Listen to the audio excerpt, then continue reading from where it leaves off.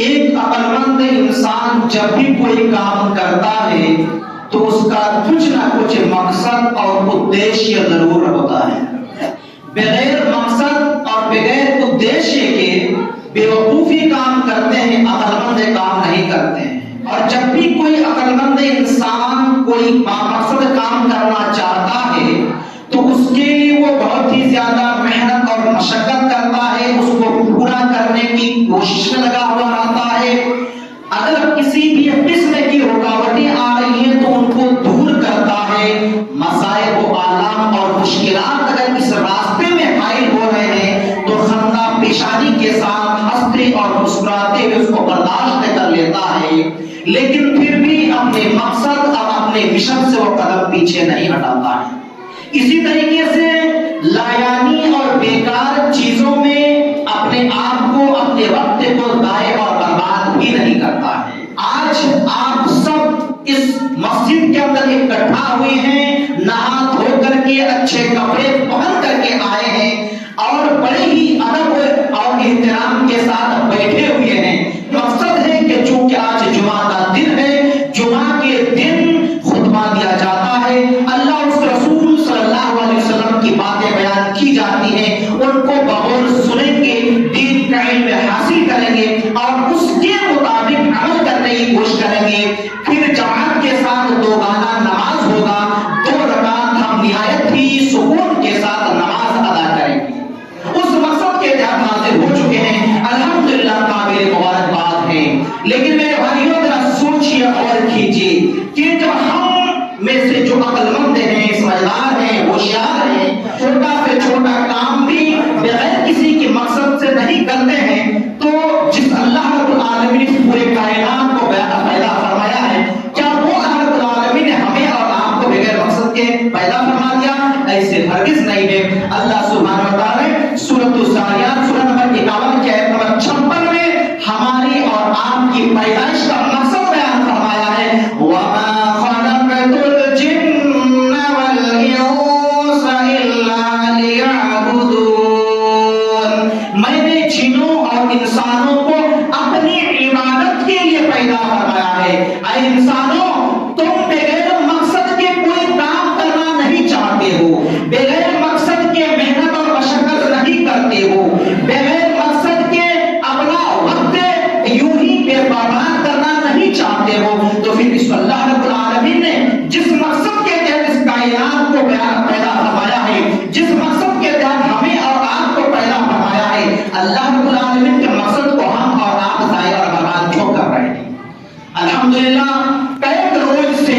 پرہیز میں بڑا چہل پہل ہے۔ جیسے جیسے ابھی شام کا وقت آئے گا اور رات کو بھی آپ دیکھیں گے بڑا ہی رونق ماحول ہوگا، لوگوں کی آمد و رفت ہوگی اور بہت ہی زیادہ چہل پہل رہے گا، بہت ہی خوشنما معلوم ہوگا۔ لوگ رنگ برنگے کے اچھے اچھے کپڑے پہن کر کے ادھر ادھر گھومتے ہوئے نظر آئیں گے۔ بہت سارے مہمان آنا شروع ہو گئے ہیں، بہت سارے مہمان ابھی آنے والے ہیں، اور ہمارے وہ بھائی، ہمارے وہ برادر، ہمارے وہ نوجوان جو عید اور بقرعید جیسے مقدس تہوار میں بھی اپنے اپنے گھروں کو نہیں آتے ہیں، وہ لوگ بھی آ چکے ہیں، دلی سے آ چکے ہیں، ممبئی سے آ چکے ہیں، کولکاتہ سے آ چکے ہیں، لکھنؤ سے آ چکے ہیں، بنگلور اور حیدرآباد سے بھی آ چکے ہیں، یہ کیرلا اور کرناٹکا سے بھی آ چکے ہیں۔ کیوں آئے ہیں؟ ایک مقصد لے کر کے آئے ہیں کہ ہمارے گاؤں میں جلسہ ہو رہا ہے،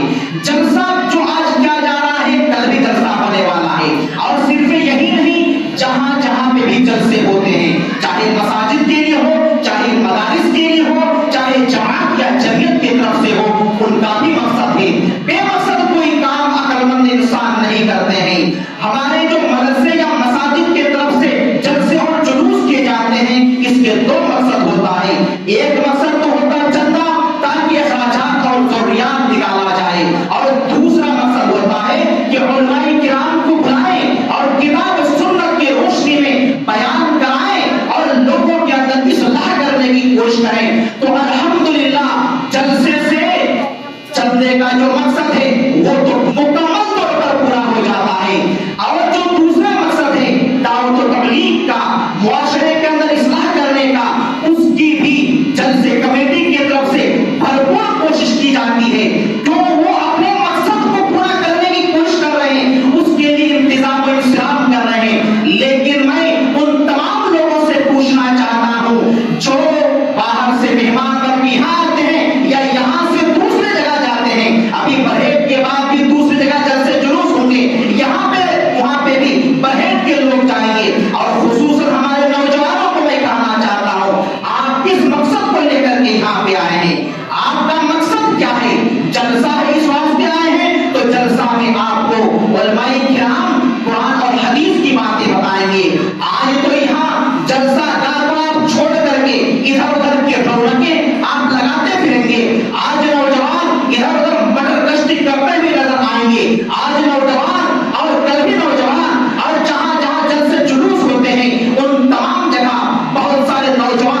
لڑکے اور لڑکیاں اس طریقے سے آپ کو نظر آئیں گے جو جلسہ گاہ میں کم اور دوسری جگہ زیادہ نظر آتے ہیں، اور جلسے جلوس کا جو اصل مقصد ہے اس کو فوت کرتے ہوئے نظر آ رہے ہیں۔ میرے بھائیوں اور بہنوں، جس مقصد کے تحت آئے ہیں وہ مقصد پورا کیجیے۔ اگر آپ نے اس مقصد کو پورا نہ کیا تو یاد رکھیے اللہ رب العالمین نے چھوٹ دی ہوئی ہے، اللہ رب العالمین نے مہلت دی ہوئی ہے۔ جلسہ سنیے، جلسہ دیکھیے مت، جلسہ سن کر کے اس کے مطابق عمل کرنے کی کوشش کیجیے۔ آج جو آپ ادھر ادھر کی مگر رشتیاں کر رہے ہیں، کل قیامت کا دن ہوگا، میدان محشر ہوگا، رب العالمین کا دربار سجے گا، رب العالمین کائنات کے سارے انسانوں کو اپنے دربار میں جمع کر کے رکھے گا۔ نبی رحمت صلی اللہ علیہ وسلم نے اس کے بارے میں نقشہ کھینچا ہے، قیامت کا منظر پیش کیا ہے۔ جامع ترمذی حدیث نمبر 2416 ہے۔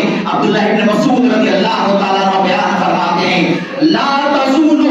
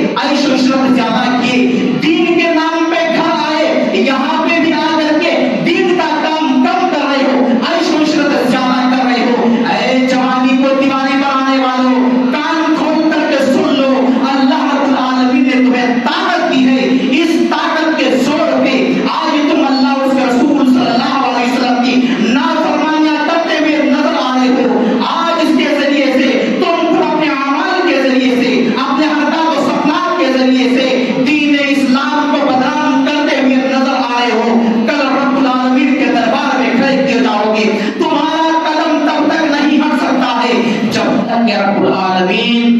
کو تم یہ جواب نہ دے دو کہ جوانی جو اللہ تو نے ہمیں عطا کی تھی، اس جوانی کو ہم نے کہاں کمایا، اس جوانی کو خرچہ کہاں کیا، اس جوانی کے ساتھ ہم نے کیسا معاملہ کیا۔ اور اس کے بعد وَأَمَّالِهِ مِنْ أَيْنَ اكْتَسَبَهُ وَفِيمَا أَنْفَقَهُ، تیسرا چوتھا سوال تم سے ہوگا، مال تم نے کہاں سے کمایا اور خرچہ کہاں کیا۔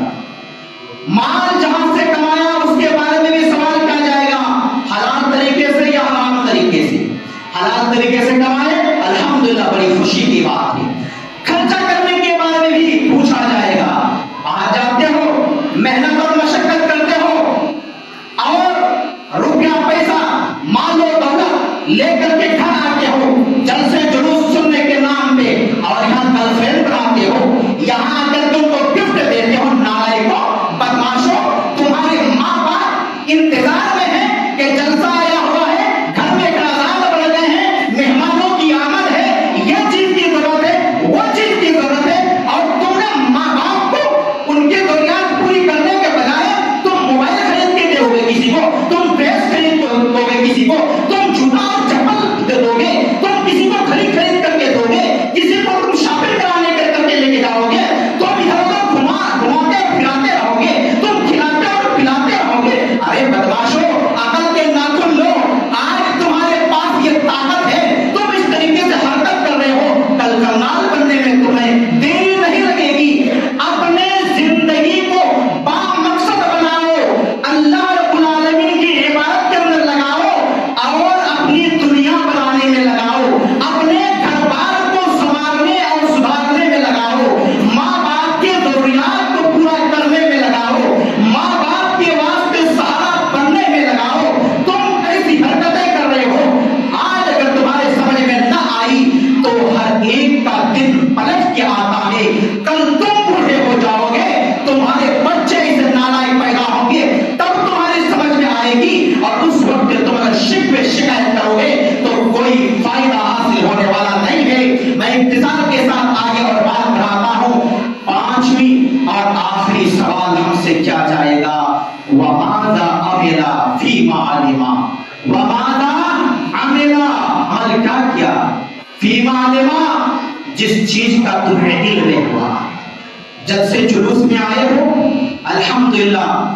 قابل قدر بڑے بڑے چنگی علماء کرام آ رہے ہیں، بیانات ان کے مسترد ہوتے ہیں، اور ان علماء کرام کا بیان تم ایک کان سے سنو گے دوسرے کان سے نکال دو گے،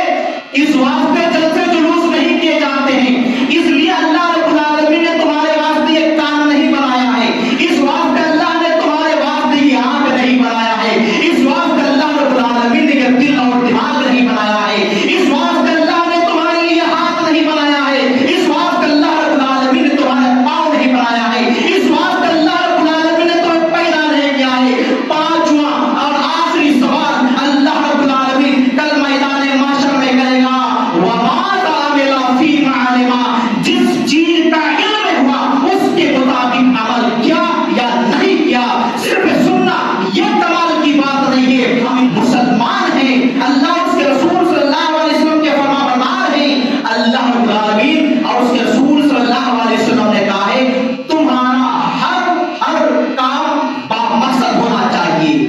تمہارا ہاتھ کا ایک مقصد ہے، تمہارے کان کا ایک مقصد ہے، سننے کا مقصد ہے، دیکھنے کا مقصد ہے، چلنے پھرنے کا مقصد ہے، جو سنے اس پر عمل کرنا پڑے گا۔ اگر عمل نہیں کیے کل قیامت کے دن پچھتانا ہوگی، لیکن کل قیامت کے دن پچھتانے سے کیا حاصل ہونے والا ہے؟ ابھی مشاہدہ کرو، حالات بدلتے جا رہے ہیں، دن رات دیکھ رہے ہو، ہینڈسم لوگ بھی انتقال کر جا رہے ہیں، مر جا رہے ہیں، اللہ رب العالمین کب کس پر موت دے کہہ نہیں سکتے ہیں، مالدار کنگال ہو جا رہے ہیں، فقیر مالدار بن جا رہے ہیں، جو طاقتور ہے وہ مر جا رہے ہیں، اور جو بستر پہ پڑے ہوئے ہیں موت مانگ رہے ہیں ان کو موت نہیں آ رہی ہے۔ یہ اللہ رب العالمین اپنی قدرت دکھلا رہا ہے، اللہ رب العالمین اپنی پاور دکھلا رہا ہے۔ کل قیامت کے دن پاور کا سامنا کرنے سے پہلے آج اللہ نے جو قوت دی ہے، آج جو اللہ نے طاقت دی ہے، اس کا صحیح استعمال کرو، جس مقصد سے آئے ہو اس مقصد کو پورا کرنے کی کوشش کرو۔ جو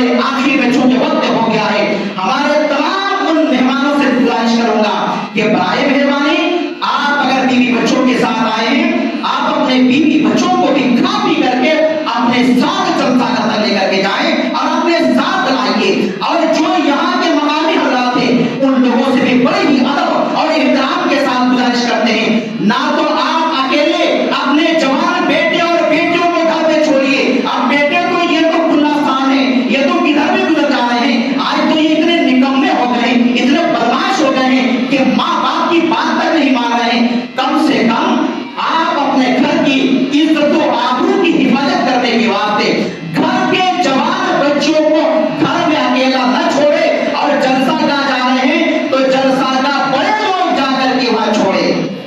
बड़े लोग साथ में लेकर जाए, साथ में लेकर के आए, दीन और दुनिया का माहौल दुरुस्त करें, इसको सही बनाए। कुल्लुकुम राइन व कुल्लुकुम मसऊलुन अन रइयतिही, रब्बुल आलमीन ने बयान फरमाया हर एक अपनी जगह जिम्मेदार है, हर एक से उसके जिम्मेदारी के बारे में पूछा जाएगा, हर एक से जिम्मेदारी के बारे में पूछा जाएगा, हमसे पूछा जाएगा, आपसे पूछा जाएगा, हर एक से पूछा जाएगा। सब अपनी अपनी जिम्मेदारी को पूरा करें, सब अपने अपने घर को कंट्रोल करने की कोशिश करें। अगर हमने अपने घर को कंट्रोल किया, अपने घर की हिफाजत कर ली, तो वाकई जलसा का जो मकसद चंदे के साथ साथ असल जो दावत तबलीग है, जिस कोशिश के अंदर लगे हुए हैं मदरसे के जिम्मेदार, अगर हम और आप ताउन करेंगे, हम और आप साथ देंगे, तब जाकर ये कामयाब होगा। अल्लाह रब्बुल आलमीन से दुआ करते हैं कि मौला करीम हम तमाम मुसलमानों को, छोटों को, बड़ों को, जवानों को, बूढ़ों को, बच्चों को, मर्दों को, औरतों को, हर फर्द को मौला करीम तू अक्ल सलीम अता फरमा। हम सबको अपनी अपनी जिम्मेदारी को समझने और उसको अच्छे तरीके से पूरा करने की तौफीक अता फरमा। मौला करीम जिस मकसद से जलसे जुलूस और इज्तिमा किए जाते हैं, मौला करीम तू गैबी इमदाद फरमा करके इन मकसद को तू पूरा करने की कोशिश कर। आमीन।